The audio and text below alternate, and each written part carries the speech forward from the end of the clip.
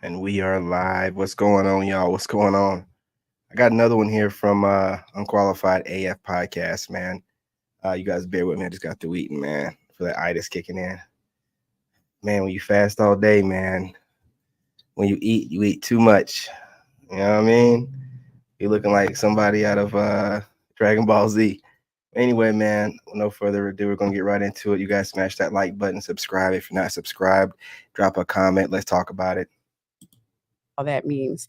I think if there is no exchange of money, if there's no exchange of anything that's monetary, you can find out what their true intentions are. You can get a much more authentic person. You can avoid any manipulation. You can avoid love bombing. You can avoid, you know, your decisions are a little bit more. You're clear headed when you're making decisions about like who you're going to go out with, and then get to know that person, and then decide if you want to meet up, do something free, coffee, buy your own drink, whatever that is. Have a conversation. If that conversation, It's gonna be a very short podcast reaction video, you guys. I got to get my son to his physical therapy appointment at 4:30. So, just real quick. transcends to a physical connection, and you guys decide you want to date, start dating. Oversimplified, but that's kind of just What's the up, gist no? of like where my mind goes when I think about why people's love lives may not be working, or why your love life is in shambles. You're just not doing the hard work up front. Okay, I think that's actually some really good points. I actually got chills on some of that because I resonate with a lot of that. And for me, I can honestly say, like, understanding that every relationship you have starts with you. And that is really hard to do when you are used to playing the blame game.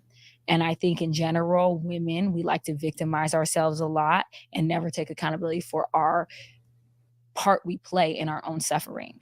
And a lot of my relationships, they ended, and a lot of them were because I chose the wrong man, and I stayed around for the wrong What's going things. on, fam? What's But it was going really on? hard after those relationships ended to reflect on the things I did wrong, because I felt so guilty about it and ashamed. And I'm like, no, I'm not this person. I'm a good person. I'm not selfish. I'm all these things. But in reality, it was really important for me to stop playing the victim and start understanding where I can be better. And I think that a big shift for me was understanding that all your relationships are mirrors. They're mirrors to who and what you need to heal. And even I hear women say, like, well, he's a narcissist, or he's this and I'm not that. You may not be a narcissist, but you have a certain unhealed trauma that allows him to prey on you. So there's something in you that believes the bullshit, goes for it, believes the manipulation, because you want so badly to have I gotta X, skim Y, through and Z. this. And I I gotta think skim through this a bit quicker because I got that appointment. So let's let this dude start cooking, man. Yeah, he better cook it. Yeah. She was almost done anyway. Yeah, So all that is really great stuff. I wanna section this off because I want to talk about the work that needs to be done before you enter a relationship, and way before, which keeps your love life in shambles, and then the work that has to be done while you're in a relationship that keep your love life in shambles. So let's section this thing off, and I want you guys to listen intently, because I'm about to drop some real gems on you, and hopefully it resonates and you'll be able to go back and identify some of these traits in yourself or somebody that needs help and rectify them. So I want to say this first.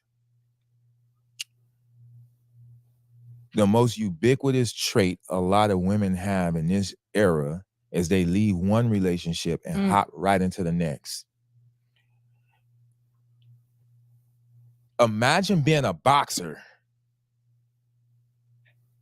having the fight of your life, biggest fight of your life, went 12 rounds, and you barely won. And then a promoter coming to you like, yeah, I got your next fight lined up. It's next week. Or you didn't even win. It don't matter if you did win. It was the biggest fight of your life. Yeah. Your body is hurt. How you gonna go fight and think you're gonna be successful next week? You didn't even give your body time to heal or train.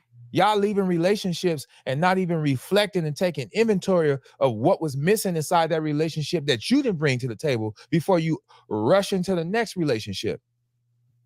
Because when you do that, you more than likely will choose wrong, because you're going to choose from a place of trauma.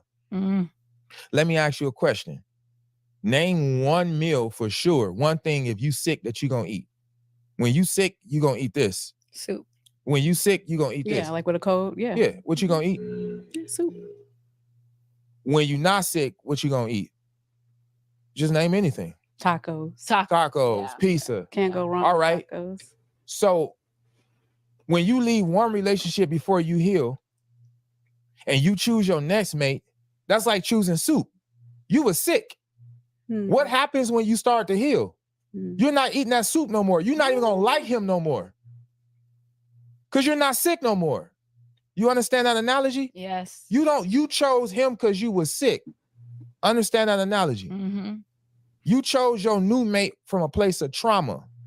What's going on? What's going on I've from the been Shorts there. feed? Y'all But make sure y'all now, subscribe. 2-3 years later, you found yourself again. You relocated your confidence, your self-esteem, and you realize we don't have that much in common. Because again, how often do you eat soup when you're not sick? Tell the truth. I don't like soup. Exactly. Not very often. Yeah. So like a then little ramen, that's a little what fluff. happens with the men you're dating. Yeah. When you choose from a place I of agree. trauma, when you heal and come back to yourself and you're not having an atypical year, you be like, wow, how did I end up here? I don't really like this person. So that's the main reason Yeah. That's a going into it why your love life is in shambles. So I think that it's wise to take a beat, take a strategic pause from dating. After you exit a relationship that you've been in for long. Hey y'all, again, I gotta make this short, so I'm just gonna get to the bread and butter, right? What he's talking about is what we talk about on here all the time. It don't matter how these podcasters phrase stuff. I want you to understand the Sigmas, the ones over here, we start the trends, man. We start the topics. We start the trends. We talk about over here and started talking about how I've just been recently talking about this the past month or so, or 2 months, maybe going on 3, how women are running around with unhealed trauma. Okay. And when they meet you with all these boundaries and standards, they're meeting you with a bunch of, trauma that they haven't healed from, childhood trauma, previous relationship trauma. It doesn't really matter how else another podcaster phrases it.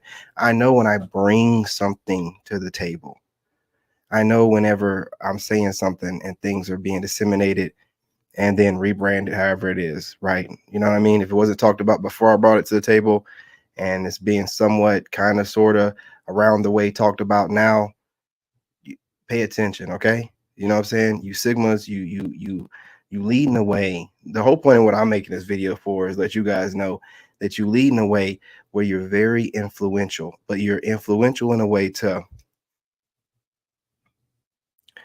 your confidence triggers. This is something else they take from me a lot too. I'm the one that started this. You know, the way you are, your confidence triggers their demons. Okay. And in certain communities in America, due to generational curses from slavery and whatnot, there's a need to humble. There's a need to want to humble. So if you come across super confident, then you're going to have certain people want to make you prove it to them by acting like they don't see you when they are taking notes on everything that you do. Okay. Every single thing that you do, every single thing that you say, however you move, so much so to the point where you have to kind of like step back, keep things close to your chest, man, that you know that you're going to make some major moves with, and don't say nothing at all. Right. You know, sometimes you throw some things out there to kind of see who's biting and who's going to bite or what. But, listen, the only point that he's making is the point that we talk about on here all the time. Women are not healing first. What are we doing over here? We're walking away from dating. Most men are walking away from dating. When you walk away from dating, you're going to heal automatically. If you're taking time away from it, all that time away from needing a person is going to show you how powerful you are by yourself. So if you walk away, you're going to be healing, right? These women are not. These women still have dudes in their DMs or exes, dudes that have been wanting to get at them, dudes in their DMs, and as soon as it's over, they monkey branch. You know what I'm saying? That's another way that he's phrasing monkey branching. You know, they're not taking the time to heal. And you can see the unhealedness on them, the way they speak, their masculinity or GMO masculinity, right? All these different standards, and then the whining about exes, especially when they whine about exes too much. And they ain't got to be specific. They'll just say, I've dealt with guys in the what guys? You know what I'm saying? You know what I mean? You know what I mean? Or they'll be like, you know, y'all's a lot of people. Who are you talking about specifically? You know, I hate to throw it back at them like that, but who hurt you? Right? Why have you not healed? You know, why are you coming into a new relationship telling me how you perceive all men to be and you ain't been with all men, or you wouldn't be talking to me? Right? But I don't want to hold y'all too long, man. I just wanted to get out here and I want to show y'all how when we start conversations over here, how they influence people. You know how I mean? How it percolates to the top and everybody ends up, you know what I'm saying? Like we merged, we did this. We merged that spiritual talk in with that dating talk, right? It wasn't even nothing to really be taken seriously until we came in talking about, you know, lone wolf, you know, different ways that we decided to articulate the healing process. You know what I'm saying? But I want y'all to understand, you know, because I can see things. Y'all, I'm not saying y'all can't. I'm just telling you, you put a lot of influence out there. Okay. And you don't need, never have, never ask for it. You don't need anyone to validate you, right? That's not what it's about. What it's about is you looking for people that bring things to the table that you can learn from as well. If you're surrounded by people that are always sneaking and trying to copy you on a low and take little jabs at you on a sneaky like, and you are influencing and you're teaching those people, those can't be your people. Your people will be people that can teach you also, that you're going to want to learn from, right? See, my problem is every time I grow, the people around me are always getting stuff from me. I don't get nothing from them. I legit don't get nothing from any of these people. I'm just like, well, I feel like I'm alone on here. I'm like, I ain't learning nothing from these dating coaches or these life coaches. Shit, man, I gotta just go higher. You know what I'm saying? I'm not getting nothing from them, you know, but I can see my influence on them. I'm like, okay, what's my job to teach them? Right? Cool. You know, they're my students. Hey, you're supposed to throw spitballs and when my back's turned and talk junk about the teacher whenever his back's turned. That's what you do in class. That's what students do, right? That's what y'all do. You throw little spitballs or whatever, throw little shots or whatever, because I'm a teacher. You're learning from me. A lot of y'all be dropping content trying to get, I see all of it, man. I see all of it. I'm going to elevate above it, though. You're going to have to watch me ascend and you're going to continuously try to keep up with what I'm doing. And people will eventually start seeing, like, I think these Negroes are trying to keep up with him. I think they are. They're going to start seeing the things that you're doing because I'm going to ascend above this dating stuff. And so you're going to start showing that you're doing more things outside of dating. And it's going to become very obvious. I'm going to make you show yourselves because you can't help but compete with me. I trigger you that much. And through that triggering process, we're going to develop some growth. You're going to heal. Okay. Whether you want to or not, because I trigger you too much. Something about me just like, I got to compete with this dude. I got to, man, the way I used to work for the White House. I am a 2-time combat veteran, you fucking fools. Just because you looking at me and you think that you see somebody down the block from you or a cousin of yours, far from it. Far from it. But I'm going to show you better than I can tell you. Something else I started saying online. Shout out to my pops, right? You know, I'm not competing with y'all. I compete with myself.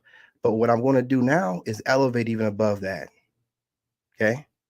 I'm looking at it now as if I influence everybody around me. So I need to move accordingly.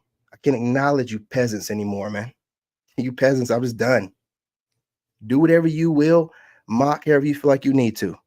You peasants are beneath me, and I am above this. Salute, love, and light to my tribe. Let's go through these comments real quick.